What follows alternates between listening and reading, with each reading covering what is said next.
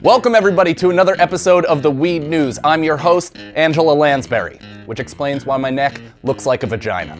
Seriously, I don't get why older men even need Viagra, considering all different parts of older women kind of resembles a vulva. Regardless, let's get started. Comedian Ralphie May experienced some issues on stage in Denver during his first trip since legalization. According to some audience members, he was apparently so under the influence that he took a longer than normal time getting to the stage and had trouble forming sentences. Listen, if anybody knows how difficult it is to string together words in a coherent manner, it's me. But to complain that Ralphie May, a 4,000-pound comedian, took a longer than normal time to get to the stage is insane. That's like complaining you acquired herpes from a prostitute.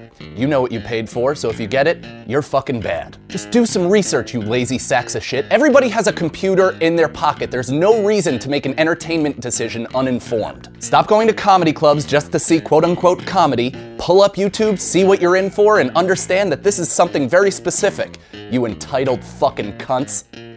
That was aggressive, and I apologize, just this one strikes a little too close to home for me. And not for nothing, but Ralphie May on heroin and a cookie cake is a lot funnier than any mediocre conversation these audience members would have at home. And honestly, he did you guys a favor, because now you finally have a new story to tell at your new Tupperware party. Isn't it incredible that my only example of suburban living comes from Edward Scissorhands? People still have Tupperware parties, right? They share, and look, this one keeps meat fresh. Snip, snip, new haircut. Sucking neighbors' dicks.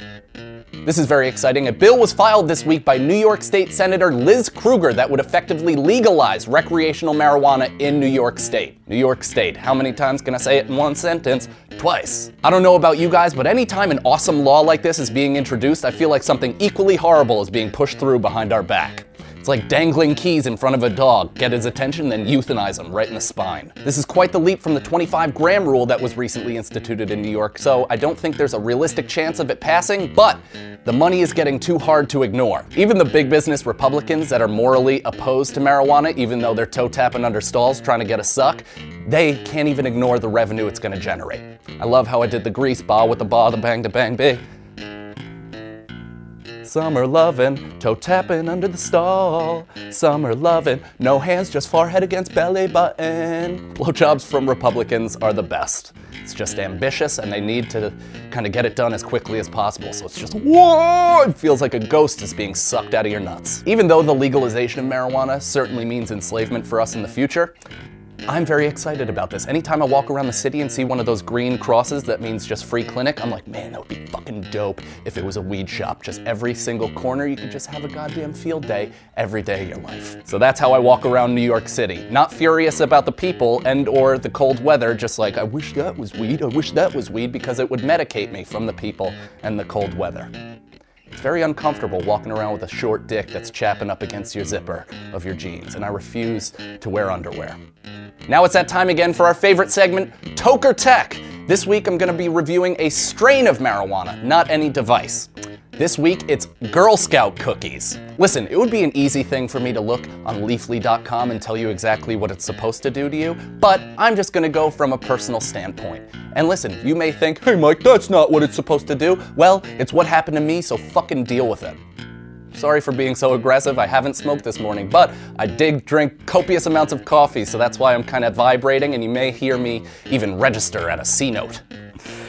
I am shaking. Girl Scout cookies gave me a euphoric high. From what I understand, it's a hybrid between sativa and indica. It certainly lowered my anxiety and kind of, you know, made me move about, but it did feel like kind of a full body high, even while smoking it in a cigar. Because that's how I enjoy good weed, guys. I don't like the full taste of it unless it's charring my insides. My insides definitely look like Monique's vagina, based on the novel Push by Sapphire. My girlfriend, who doesn't even smoke pot anymore because, you know, college, and God knows what happened to her under the influence, and frankly, I don't want to hear about it, but she enjoyed this marijuana until she forgot that she was high. Does that ever happen to you? Do you ever smoke pot with a woman and she's like, wow, this is great, and then all of a sudden they forget what they just did, and she's like, why do I feel weird? Oh, we smoked weed. Oh, that's right, wow, okay, and then they forget over and over and over again.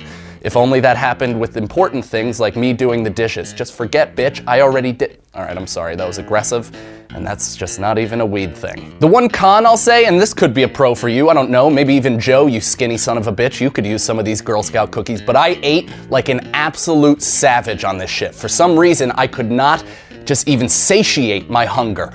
I ate an entire platter of lasagna. I didn't vomit in my sleep this time, which seems pretty good. Just means that my stomach is extending and I kind of look like one of those boys with the flies flying around his face, but that's what it did for me. It made me eat, it made me feel euphoric, and it lowered my anxiety. So I would recommend Girl Scout cookies for anybody that really needs to put on weight. Joe, you're looking a little slender, however your fucking meat dick got pretty hefty this weekend. Now it's that time for our second favorite segment, Video of the Week. Rapper 2 Chainz debates Nancy Grace over weed. Take a look.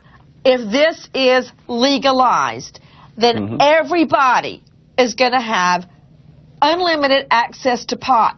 And unlike other people that are responsible, irresponsible child abusers are going to have free access. I'm not sure if you know, but everybody has the ability to get their hands on pot right now, whether it's legal or not. This should be the official 3 count on Nancy Grace's career. What delusional morons, aside from my grandparents, are watching this shit and is like, wow, Nancy, that's some good points right there. I had not thought of that angle. Meanwhile, they had thought of that angle, and the only reason they watch it is because it facilitates their own beliefs. She's obviously just a professional troll. I kind of respect her for it, because she does it to people's faces, not anonymously under YouTube videos, calling people gay and ugly and stupid and their face looks fat.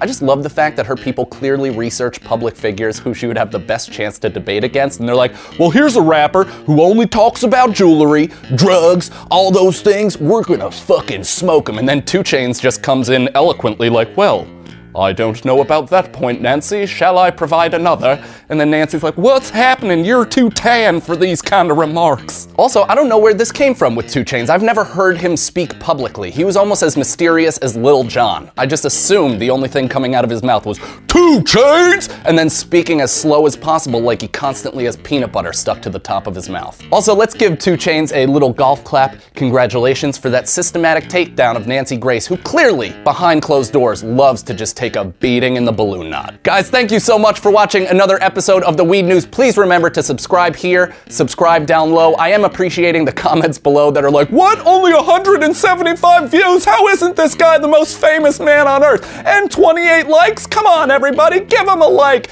give him a view. It's like I'm a charity case, and you know what? That's kind of how I view myself. Also, remember to follow me at I am Mike Cannon on Twitter. Send me in those Joe memes. I've received absolutely 0 of them. A lot of interest was coming in before we even put out the contest, and now you guys have really just given up. Well, regardless, subscribe to Deep Inside the Rabbit Hole, my podcast, Corruption, Conspiracy, Consciousness Expansion. You know the drill. Thank you so much for watching, everybody. See you next week. 2 Chainz! I'm Mike Cannon, my dick's small. I'm Mike Cannon, and I think my show is good, but it's really not.